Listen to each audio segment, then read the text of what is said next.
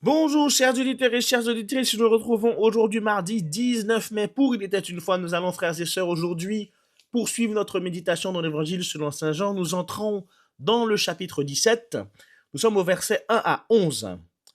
En ce temps-là, Jésus leva les yeux au ciel et dit: Père, l'heure est venue, glorifie ton Fils afin que le Fils te glorifie. Ainsi, comme tu lui as donné pouvoir sur tout être de chair, il donnera la vie éternelle à tous ceux que tu lui as donnés. Or, la vie éternelle, c'est qu'ils te connaissent, toi, le seul vrai Dieu, et celui que tu as envoyé, Jésus-Christ. Moi, je t'ai glorifié sur la terre en accomplissant l'œuvre que tu m'avais donnée à faire. Et maintenant, glorifie-moi auprès de toi, Père, de la gloire que j'avais auprès de toi avant que le monde existe. J'ai manifesté ton nom aux hommes que tu as pris dans le monde pour me les donner. Ils étaient à toi, tu me les as donnés, et ils ont gardé la parole. Maintenant, ils ont reconnu que tout ce que tu m'as donné vient de toi, car je leur ai donné les paroles que tu m'avais données.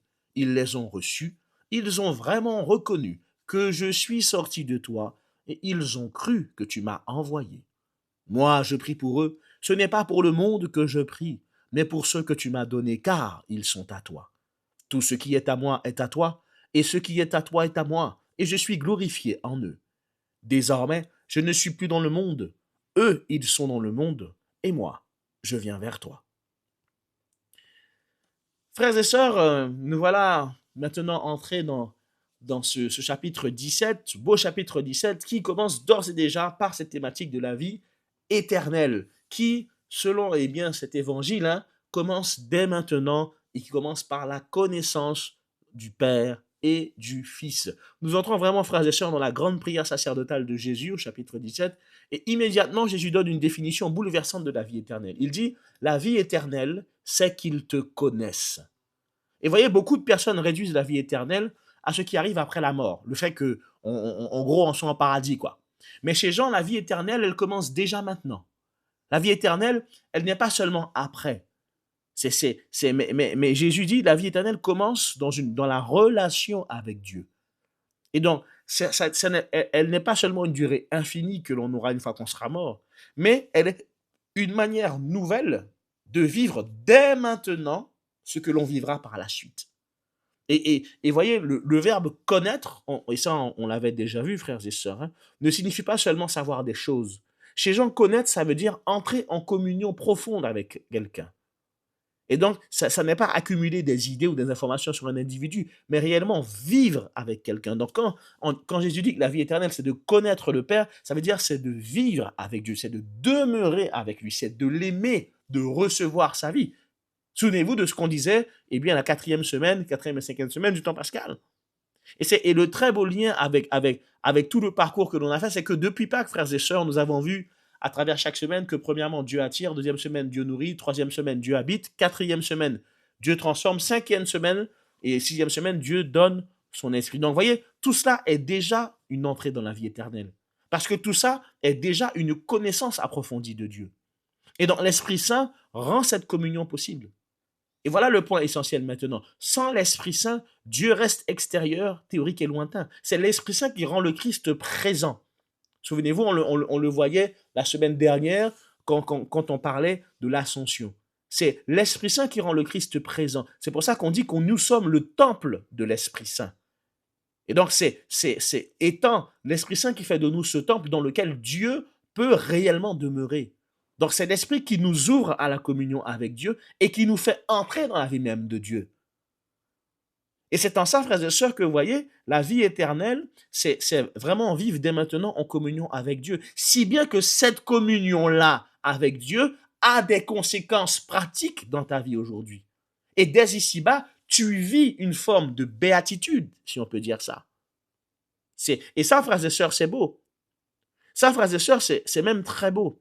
Parce que la vie éternelle, selon ce verset, c'est que réellement, dès maintenant, frères et sœurs, nous recevons cette vie divine. Et elle commence dès maintenant. On peut déjà goûter à quelque chose de ce que nous goûterons après notre mort. Évidemment, pas encore pleinement. Je vous renvoie à ce qu'on disait hier sur le déjà là, pas encore. Mais parce que, évidemment, le péché demeure, la souffrance existe toujours, la mort est toujours là, et notre cœur reste fragile. Et évidemment, quand on sera dans l'au-delà auprès du Seigneur, tout ça aura disparu. Mais déjà ici, frères et sœurs, nous vivons déjà de Dieu. Et c'est là tout le paradoxe, c'est que on peut connaître, et ça je le dis, hein, je le dis très sincèrement, frères et sœurs, et la parole le dit aussi, on peut connaître une paix réelle et une joie profonde, et une communion authentique avec Dieu, déjà ici-bas, pendant que nous pouvons à la fois souffrir, lutter et traverser des obscurités. C'est que, vous voyez, quand on sera mort et quand on sera dans le delà, on sera dans une communion parfaite avec Dieu. Mais ça ne veut pas dire qu'ici-bas, on ne peut pas déjà être en communion profonde avec Dieu. Donc, vous voyez, Saint Paul exprime ça très bien dans la première aux Corinthiens, où justement il dit, aujourd'hui, nous voyons comme dans un miroir. On voit comme dans un miroir, c'est-à-dire que tu vois, mais tu ne vois que le reflet de la chose. Tu ne vois pas encore la chose pleinement. Tu ne vois que son reflet. Mais son reflet reste une partie de la chose. Donc on est dans cette communion-là, mais elle n'est pas encore complète. Et la béatitude ici-bas, elle est réelle, frères et sœurs. Nous connaissons Dieu dans la foi, dans les sacrements, dans l'esprit, dans la prière. Au ciel, on le verra directement et comme je vous disais, on sera dans une communion totale avec lui et plus rien ne pourra jamais nous séparer de lui. Mais, frères et sœurs, aujourd'hui, cette béatitude-là, cette communion avec Dieu, ce cœur pleinement uni à Dieu, nous pouvons le vivre. Nous pouvons le vivre, frères et sœurs. Cette légèreté dont certains ont déjà parlé, par exemple, à la fin d'un temps de prière. Cette assurance forte que certains d'entre nous, on a déjà reçue d'être soutenus dans une épreuve. Tout ça, ce sont des prémices, vous voyez, ce sont si je peux parler, des fragments de cette béatitude que l'on aura après notre mort. Mais ce sont des fragments qu'on a déjà ici-bas. Parce que, comme on participe déjà ici de la vie de Dieu, on goûte déjà une partie de la vie avec Dieu. Mais comme on n'est pas encore pleinement dans la vie de Dieu, c'est pour ça qu'on ne peut avoir que des fragments de ça. Vous voyez, des fragments qui vont être temporaires, qui parfois vont durer, mais qui parfois vont après s'étioler parce qu'on va avoir un tourment intérieur, etc., etc. Mais vous voyez, ces petits fragments-là de bonheur pur que l'on reçoit, ce sont vraiment que des petites pièces. Je dirais, c'est même pas 1%, frères et sœurs, de la béatitude éternelle, de la joie éternelle qu'on va ressentir quand on sera auprès de Dieu, de cette paix profonde qu'on va ressentir quand on sera auprès de Dieu. Et vous voyez, c'est en ça que je vous disais que, frères et sœurs, l'Esprit nous fait déjà entrer dans la vie divine. Parce que souvenez-vous des fruits de l'Esprit Saint, amour, joie, paix, etc., etc. Ce sont entre guillemets, les fragments par excellence, si je puis dire. Ce sont des avant-goûts par excellence de cette vie avec Dieu. Ils nous font déjà goûter le royaume de Dieu. Ils nous font déjà participer à la communion avec Dieu. C'est vraiment un avant-goût qui nous est donné, frères et sœurs. C'est un peu comme si, vous voyez, vous avez un bon plat qui est préparé et puis on vous donne goûter le plat avec une petite cuillère. Vous goûtez la petite cuillère et vous êtes très content parce que vous goûtez vous avez un avant-goût du plat, mais cet avant-goût-là, il va s'étioler.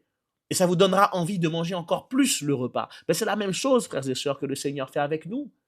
C'est que nous avons ces petits bouts d'éternité, ces petits bouts de béatitude qui nous sont donnés pour nous donner le goût d'aller au ciel, d'aller vers Dieu, de le chercher, de demeurer en lui. Et ça, frères et sœurs, c'est beau. Attention, hein, par contre, je ne dis pas qu'on peut vivre le paradis sur la terre. Ça, frères et sœurs, c'est pas ce que je dis. Encore une fois, la suppression complète du mal et la plénitude totale ici-bas ne peuvent pas exister.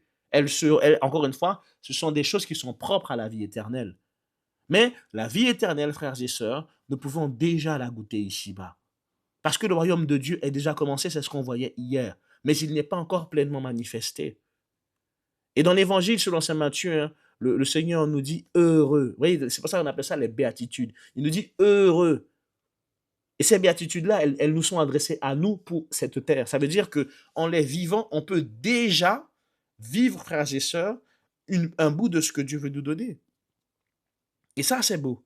Certaines béatitudes sont au présent, d'autres sont au futur. Mais il y en a quand même certaines au présent, frères et sœurs. Heureux les pauvres de cœur, le royaume des cieux est à eux. Donc déjà, quand tu vis dans une certaine humilité, une pauvreté de cœur, tu as déjà quelque chose qui t'est donné par Dieu. Tu as déjà un bout de la béatitude qui t'est donné par Dieu. Alors, frères et sœurs, ayons à cœur réellement de chercher à goûter ici-bas quelque chose de la vie éternelle et de la communion avec Dieu. Et pour ça, nous devons pleinement demeurer avec Dieu. Et pour ça, nous avons besoin de l'Esprit Saint. Alors, frères et sœurs, implorons l'Esprit Saint, implorons le Seigneur qu'il nous donne cet Esprit Saint-là, que vraiment cet Esprit Saint soit un avant-goût plein, un avant-goût savoureux, un avant-goût qui nous bouleverse, un avant-goût qui nous donne envie de nous décarcasser pour Dieu, pour nos frères, et que vraiment ça nous donne envie d'en savoir plus sur Dieu, de l'aimer plus et d'aimer plus nos frères et sœurs. Au nom du Père et du Fils et du Saint-Esprit. Amen.